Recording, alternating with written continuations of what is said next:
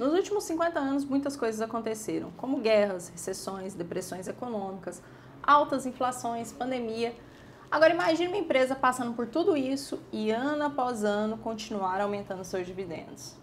Uma Dividend King é uma empresa que está há pelo menos 50 anos aumentando anualmente os seus dividendos. Ou seja, são 50 anos de espera para que ela possa finalmente reivindicar esse título. A 3M ela vai um pouco além, já são 64 anos. O que seria possível acontecer com uma empresa para após todos esses anos, os investidores estarem seriamente preocupados com o risco de corte de dividendos? A vida da 3M definitivamente não tem sido fácil e nós vamos abordar isso nesse vídeo. Mas antes, se for a primeira vez no canal e gostar do conteúdo, se inscreva, isso nos ajuda muito. E se você busca ideias de portfólio, acesse nosso site centraldoreit.com.br e conheça a nossa carteira recomendada. Voltando à 3M. Suas operações tiveram início em 1902, mas apenas em 1929 a empresa foi constituída sob as leis de Delaware. Ela é uma empresa com tecnologia industrial e presença global nos segmentos de segurança industrial, transportes e eletrônicos, assistência médica e consumidor. A 3M ela está entre os principais fabricantes de produtos para muitos mercados que ela atende.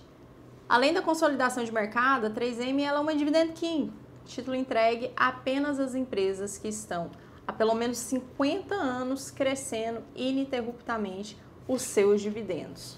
Isso não é uma tarefa muito fácil, o que explica existirem apenas 47 Dividend Kings. Mas hoje a 3M preocupa os investidores com a perda desse reinado, ou seja, com o corte de dividendos. Isso é realmente possível? A empresa sofre com litígios relacionados a dois processos. O primeiro são os protetores auditivos. Entre 2003 e 2015, a Aero Technologies e sua controladora 3M fabricaram e forneceram aos militares dos Estados Unidos tampões de ouvido para proteger os ouvidos dos militares de sons altos associados ao treinamento militar e ao combate. Eles eram padrão no Iraque e no Afeganistão para os soldados destacados durante aqueles anos. Em 2015, a empresa cessou a produção sem recall. Mas já em 2016, a Moldex Metric, concorrente com sede na Califórnia, entrou com uma ação de denúncia contra a 3M, alegando que ela estava vendendo produtos defeituosos, sabendo que não atendiam aos padrões exigidos, os padrões de proteção exigidos pelo governo. O processo em questão alegava que esses tampões defeituosos eram responsáveis pela perda auditiva e ruídos nos ouvidos experimentados por milhares de soldados. Em 2018, a 3M fez um acordo no valor de 9,1 milhões com o Departamento de Justiça, mas sem assumir qualquer responsabilidade. O problema é que depois desse acordo, os membros individuais ajuizaram ações, existindo hoje cerca de 230 mil processos em andamento. São tantos processos que eles foram centralizados em um tipo de ação coletiva. Atualmente, apenas 16 casos foram julgados, sendo a 3M perdedora em 10 deles e enfrentando 300 milhões apenas nesses 10 casos perdidos. A Aero Technologies, que tentou um pedido de falência para reduzir a responsabilidade da 3M, colocou 1 bilhão em um fundo para compensar os litigantes e resolver os processos. Quanto a esses 300 milhões citados, as empresas pretendem recorrer. A estimativa dos analistas é que a responsabilidade a ser imposta à empresa pode estar facilmente entre 15 e 25 bilhões, sendo 1 bilhão o ponto mais baixo dentre essas possibilidades. Esse litígio por si só já adiciona um passivo potencial gigantesco para a empresa, mas a dor de cabeça ela não fica por aí. Isso porque a empresa, a 3M, ela ainda enfrenta os litígios relacionados ao PFAS. Conhecido como químicos eternos, essa substância química terá sua produção encerrada já em 2025 devido ao aumento, ao aperto nas regulamentações em razão dos efeitos nocivos.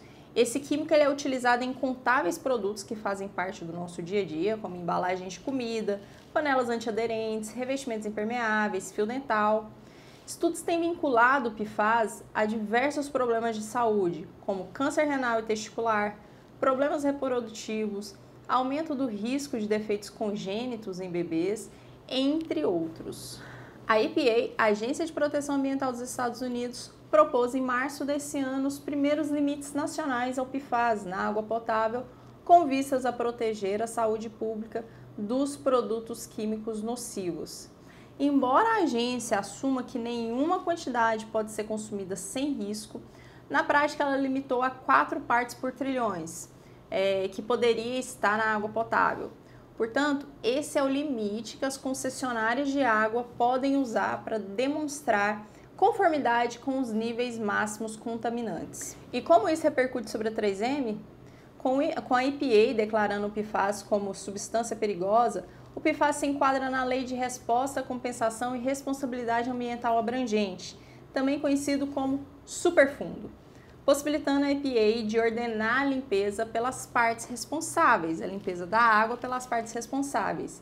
Recentemente, a 3M informou que pagará 10,3 bilhões para encerrar processos judiciais sobre a contaminação de muitos sistemas públicos de água potável dos Estados Unidos por compostos potencialmente perigosos utilizados em espumas de combate a incêndio e vários produtos de consumo. Esse valor ele não será pago imediatamente. A empresa se refere aos 10,3 bilhões como valor descontado a uma taxa específica. Em uma base não descontada, estamos falando de um valor próximo a 12,5 bilhões, a ser pagos entre 2024 e 2036. A Bloomberg estima que o passivo referente ao PFAS pode chegar a 30 bilhões no cenário mais pessimista. Essas são as duas principais situações de litígio que a empresa enfrenta. Agora vamos falar sobre como a 3M está em meio a tudo isso. A empresa teve uma receita de 34,3 bilhões em 2022 e terminou o ano com caixa equivalente em cerca de 3,7 bilhões. O lucro por ação em 2022 foi de 10,73 dólares e para 2023 espera-se um EPS no limite inferior de 8,5, ou seja, espera-se uma queda.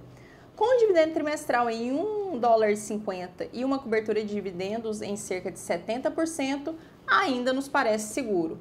Mas até 2027, a empresa tem que arcar com cerca de 7 bilhões em pagamentos relacionados ao PFAS, além do que tem uma parcela significativa de vencimentos de curto prazo da dívida.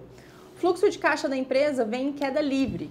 Observem no gráfico quanto o fluxo de caixa da empresa vem diminuindo nesses últimos anos. O que estamos vendo é uma deterioração do balanço e, embora a cobertura de dividendos ainda esteja em um bom nível, com todo esse panorama, o payout aumentará e a segurança diminuirá. O fato de estar 64 anos sem cortar os seus dividendos com certeza pesa a favor da empresa, afinal, ela se esforçará e muito na manutenção destes. Mas até onde ela será capaz? E você, acredita nesse cenário de corte? Deixa seu comentário. Um abraço e até a próxima.